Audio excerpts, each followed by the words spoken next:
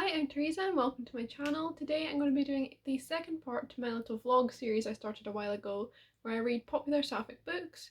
So if you've not already seen the first episode, I definitely recommend you do, as well as the kind of, shall we call it a prequel episode, where I went through how I determined what the most popular books are and what they are. So it's basically a video full of like 25 sapphic book recommendations.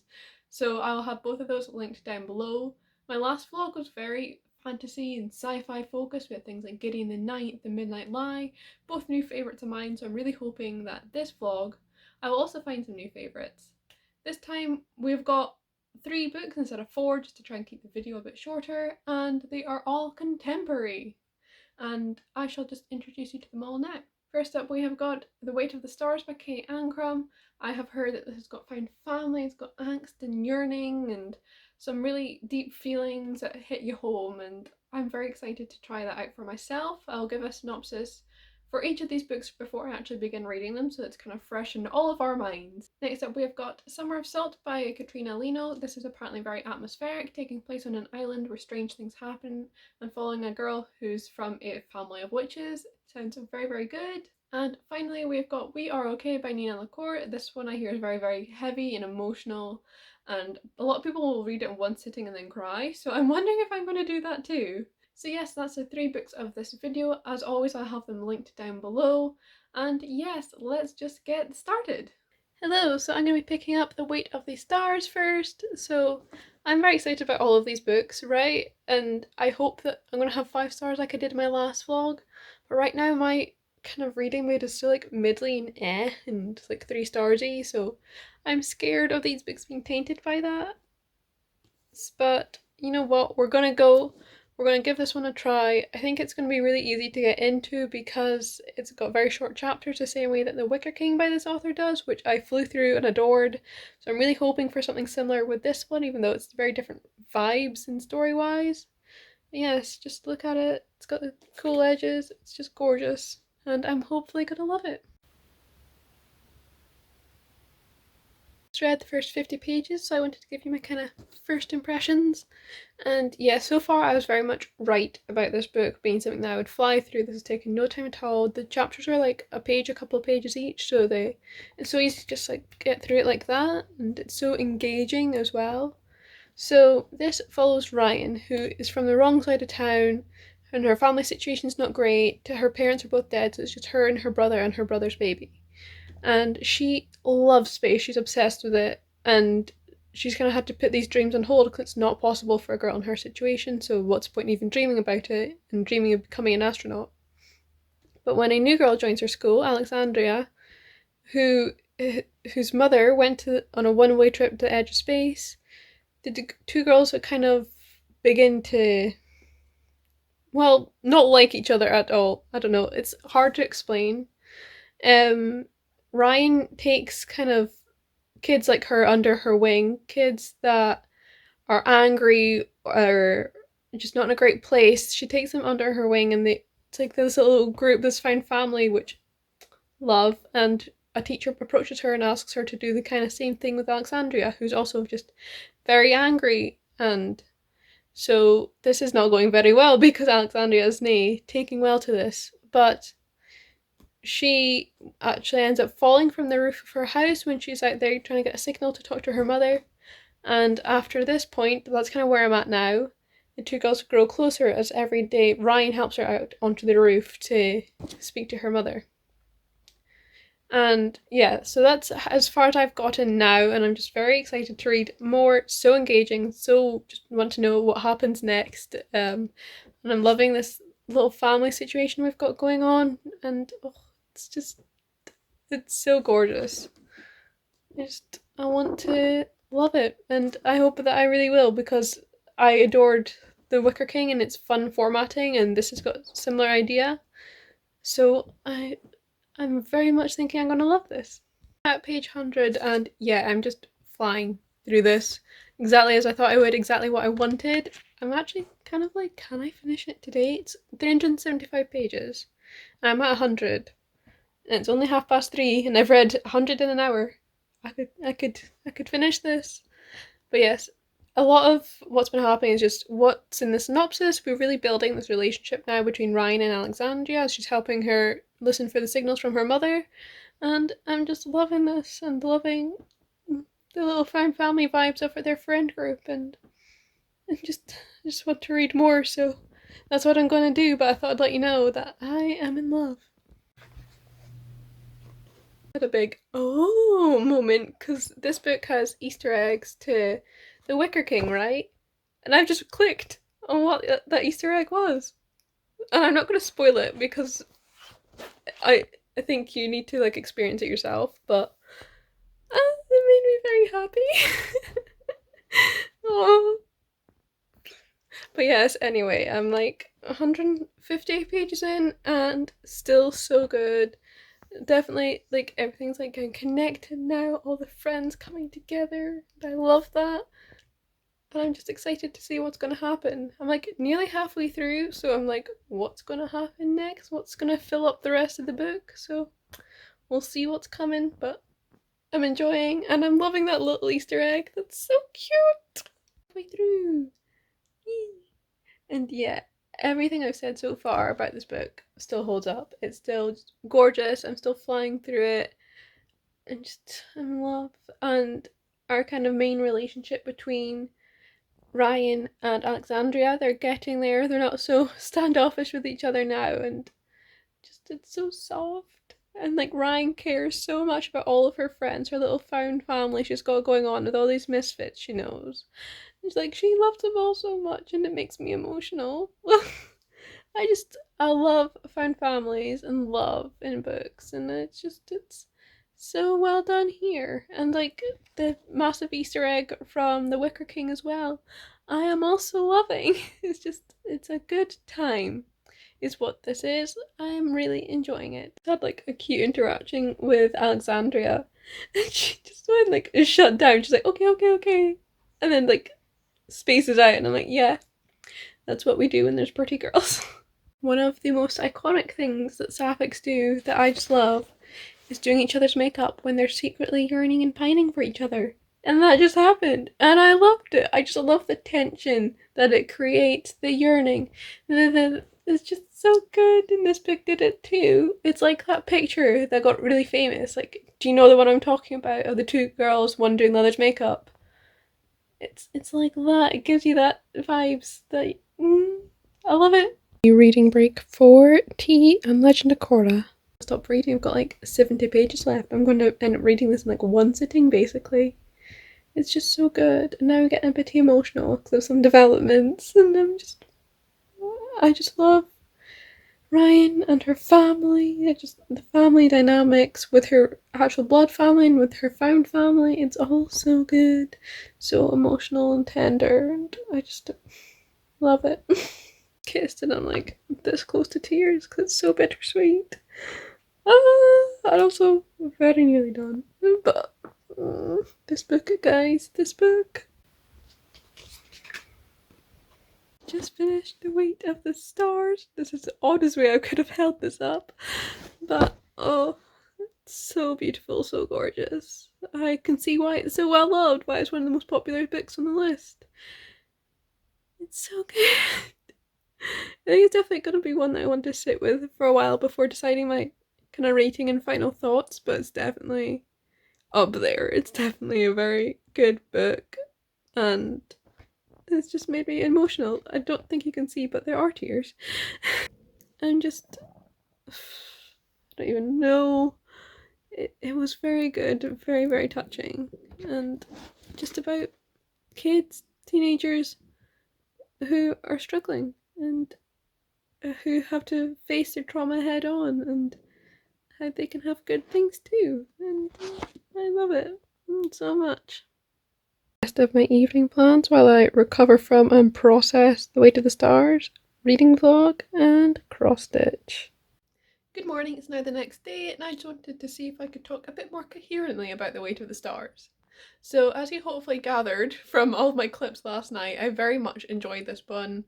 It's so touching. I just adored the found family, and I would actually say that this book is more about the found family than about the romance. I think the synopsis kind of makes it sound more romancy, but it's it's not huge on romance at all. It's all about Ryan and her family, and it's just so beautiful. I love the relationships between all of them, and it's just incredible, honestly. And you've got your space affix with the love of space, and it's just so damn good. I'm not actually speaking that much more coherently than last night, but oh well.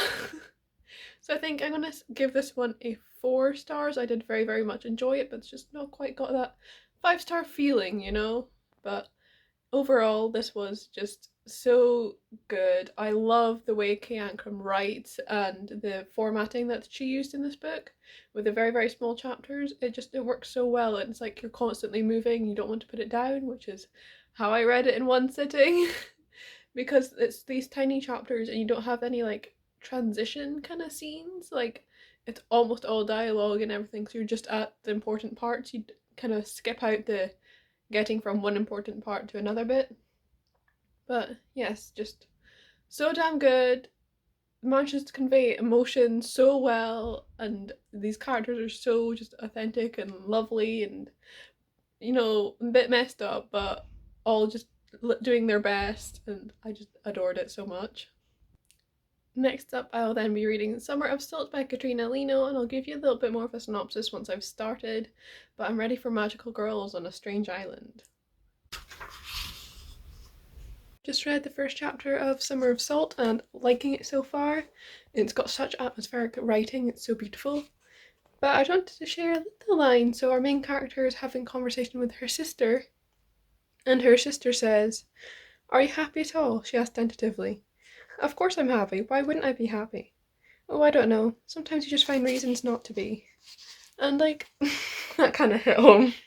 So I wanted to share it in case it hits home with anyone else. So I just wanted to check in on my thoughts on Summer of Salt. So in the complete opposite of The Weight of the Stars, this book has very long chapters. So I've read the first 3 and I'm like 80 pages in. They're long chapters. But definitely getting the atmospheric vibes that everyone's talked about and loved so much about this book. It's just so gorgeous. The setting is so vivid, and I do love a seaside setting, so I'm living for this. So I think I'll talk a bit about the plot since I kind of know where I am now. So we follow a main character called Georgina, and she is from this family called the Fernways, and the women of this family all develop some kind of power before their 18th birthday. For example, her twin sister can float, her mother makes potions, things like that. But Georgina's birthday is coming in 2 months and she's not felt any kind of touch of magic yet, so she's very much got this on her mind.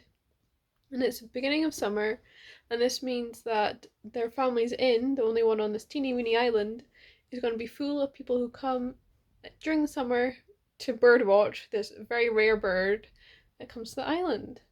And there's some new guests this year. There's a young man and his little sister, and his little sister is the same age as Georgina, and I'm getting the romance vibes that's going to be happening. So that's kind of where I'm at. Just lots of cool vibes and magic, and also a bit of a beginning of a talking to each other phase. And yeah, liking it so far. What can I say? I have been really excited about this book because this concept of like everyday magic, you know, bit odd, bit quaint and quirky, that is so up my street. I really, really love books like that where it feels like it could just be in our world. Like, I find that really interesting, so excited to see where this one goes, what happens with Georgina's powers if she gets them, and just apparently this is their last summer on the island. I think that's in the synopsis, so I'm interested to see what happens to cause their family to move after like centuries of being there. And yeah, it's just really mystical and whimsical, and I am enjoying it a lot, so I'm going to keep reading. 84 pages in, and I have a theory. And also these girls are really cute. Hello, so now I read the first 100 pages of this book, and it's not long at all. It's only like 250 pages, so I'm very significantly into the book, and I'm enjoying it. Things are going well, and the relationship is so cute. They just had such a cute moment, and our main character's kind of thought process through these was like, yeah, that's me. Like capital letters, repetition, just the way it's written was like, yeah. That sounds exactly like the kind of disaster lesbian representation I need. So yes, our main character is a lesbian, uses this explicitly. I love that. It's going on my Loud Lesbians Goodreads shelf where I keep track of books that use the word lesbian, and I'm just very excited about it all. So things are starting to get to a point where things aren't going right.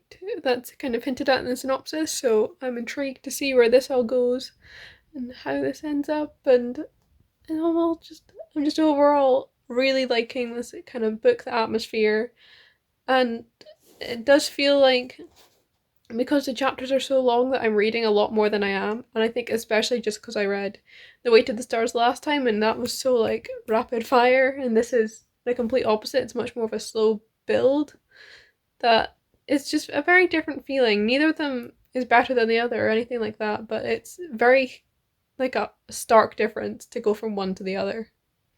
But yes, overall, enjoying, gonna keep reading. Since it's so short and I only have 150 pages left, I'm considering if I might just finish this in a day as well. I'm just gonna keep reading. Hello, I feel like I'm vlogging from the same position this entire video. But honestly, my bed's comfy. That's where I read, so that's what you're getting. But I am 75, no, I'm 175 pages into this book, over halfway, and we're really getting more into like an investigation, solving a mystery right now, which I love. I think I mentioned at the beginning that at this island so many people come to see this rare bird, right? So this bird has connections to our main character's family. It's kind of like lore that she used to be one of the Fernway women and she turned into a bird, and now this bird has been coming for 300 years to the island. There's only one, it's very rare, so bird watchers get very excited about it. And this bird didn't show up for ages, and then it was found dead and under suspicious circumstances. So now they're investigating the death, and the Fernways are under suspicion just because they're a little odd, so it's easy to make them a scapegoat. So you're really getting a lot of investigation now, which I am really enjoying reading. And it's definitely the romance taking a back seat. This is very much more focused on our main character and her family and this investigation of the bird as well. So I'm very excited to see where that goes. I do have my suspicions, so I'm excited to see if I'm right about them. But yes, just enjoying the book. What can I say?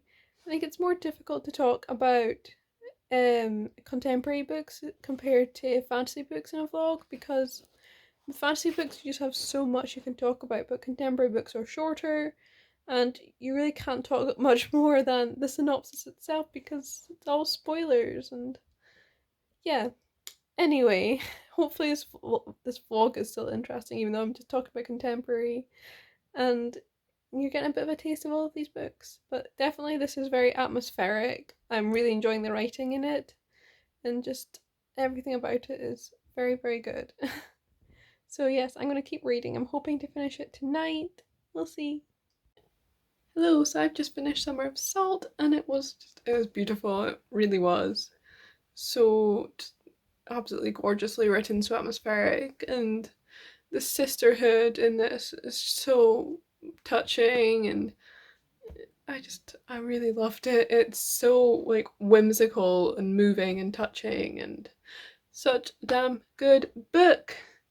Definitely been a successful vlog so far, though I'd say both of these don't go into them expecting heavy romance. It's very much more focused on the characters and their families, and whether that's found family or their blood family and all of that, more so than a romance. The romance very much is to a side. It's not a romance book, but still the romance in this was very, very sweet. I would have liked to see a bit more of it because there's a point where Prue, the love interest, just kind of like dropped out of existence. I was like, I'd have liked to have seen her there again and some more development of the relationship, but other than that, it really was just a wonderful book. And maybe I'll talk about it more in the morning, maybe I won't, but I will be starting We Are Okay in the morning, which will be exciting. Another moving, emotional book. There's a theme in this vlog, and that means that there's a theme in people's favourite sapphic books. Hello, so it's now the next day and I am starting We Are Okay. Again, as before, I'll read a bit and then give you a synopsis, but this one I know is like really touching and emotional and a bit heart-wrenching, so I'm very intrigued to see if it will also wrench my heart. So I've read the first 50 pages or so, the first few chapters of We Are Okay, so I want to give a little bit of a synopsis. This follows Maren, who's waiting out in an emptied out dorm over winter for her friend Mabel to come and visit her. But she's not spoken to Mabel in months since things went down at the end of summer and Maren left her home with nothing but the clothes on her back and a bit of money. So she is dealing with this loneliness, this grief, and having to talk to her friend again and explain why she left and why she's not spoken to her since. And the writing is really, really beautiful. It's very simple, but it works so well with our narrator's voice, and I'm really enjoying that. And I've started getting like little flashback chapters to the summer before, so I'm gonna be getting a bit of the what happened to cause her to leave and everything. So this is just a tiny little book. It's only about 230 pages, I believe. So not too much at all. So I am hoping I can read it quite quickly. Though just with the way it's written, I really want to take my time with it too. So we shall see. But yes, it's just beautiful so far. This has definitely been a video of beautiful, beautiful writing. Hello, we're back in the same position again, but I just wanted to check in because I am 150 pages into We Are Okay. I don't have too much more to add really. Like, as I've said, it's difficult to talk about contemporary books like that, but this is just so thoughtfully written and just thoughtful in general and beautiful and beautifully written, and just it's such a small story. It's just a couple of days dealing with and working through grief and complicated feelings and all of that, but it's just done so cleverly and beautifully, and I'm just really enjoying getting to know both of these characters better, learning more about their history, and just kind of figuring out the slight mystery around why Maren left and all of that. It's just such a nice, quiet, thoughtful story, and I'm really enjoying it. I've got like 88 pages left, so I am hoping I can finish it tonight, and yes, it's just lovely. So that's me just finished We Are Okay, and I'll talk more about all three of these books and kind of wrap up the vlog tomorrow morning because I am tired. But this, as I've said throughout, it's just this exploration of grief and family, and it's really lovely. I honestly don't have too many thoughts about this one compared to the others, and I think this whole vlog compared to the first one with fantasy and sci-fi books. But overall, I have enjoyed them, so I will talk more about that tomorrow morning though. But yeah, this is lovely. Hello, so it's now the next day and the end of the vlog, and I just wanted to very quickly wrap up some of my overall thoughts on these books. So all of these books were kind of pitched to me as a bit heart-wrenching, it'll make you feel some things, and quite emotional and thoughtful, and that is definitely true. Though I would say I didn't find any of them overwhelmingly emotional. Like I was really expecting We Are Okay to be like very intensely emotional, and I just didn't find it like that. And I think part of that's just because I have not suffered massive grief like this main character has, and like a lot of other people will have to be able to relate to her. I've not suffered anything like that since I was a very small child, so I don't really remember it. But overall, this was still enjoyable. I did end up giving it 3 stars just because it wasn't, I don't know, it wasn't quite a 4-star read, but I can't quite put my finger on why, but it was still overall enjoyable. I can see why so many people love it, even if it wasn't for me. Summer of Salt was probably my most anticipated book in this video, and I definitely enjoyed it. I loved this atmospheric writing and setting and all this little quaintness and quirkiness to the island and to the Fernway women.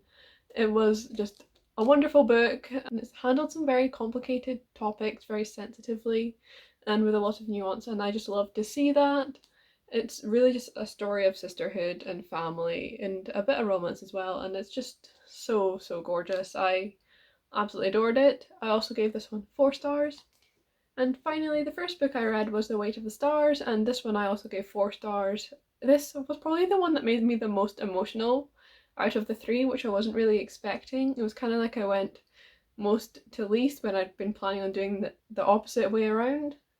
But this, again, a lovely story of just family and friendship and chosen family, and it's just so lovely. All of these books have had such lovely writing and atmosphere to them, and it just, I can see why you all like them so much, and this is definitely true for this one too.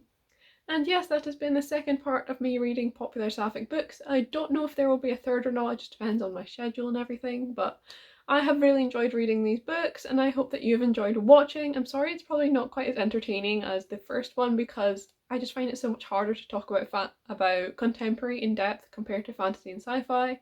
As always, I'll have links to these books down below as well as my social media, my book club links if you want to join and talk about some sapphic books, or just join the Discord server as well. It's a lot of fun, there's so many lovely people there, it's so welcoming. You don't have to be sapphic to join, you don't have to like reveal anything like that to join, it's open to everyone. And yes, just thank you so much for watching, I hope you've enjoyed and I'll see you with another video soon.